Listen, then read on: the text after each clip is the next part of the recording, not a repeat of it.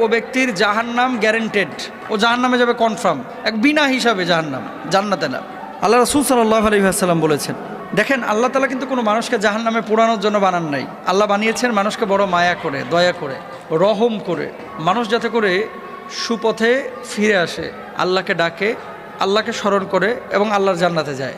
কোনো মানুষকে আল্লাহ তাআলা ইচ্ছাকৃতভাবে জাহান্নামে জ্বালাবেন না, এটা আল্লাহ তাআলার বৈশিষ্ট্য না।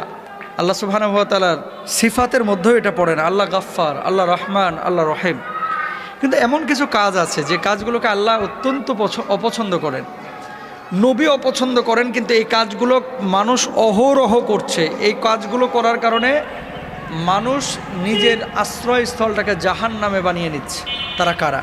এক নম্বর, রাসূল আকরাম সাল্লাল্লাহু আলাইহি ওয়াসাল্লাম বলেছেন, মুদমিনুল খামর, যে মানুষটা নিয়মিত মদ পান করে, বছরে একবার পান করলো সে কবিরা গুনাহ করেছে। কিন্তু যে দিন রাত 24 ঘন্টা মদের সাথে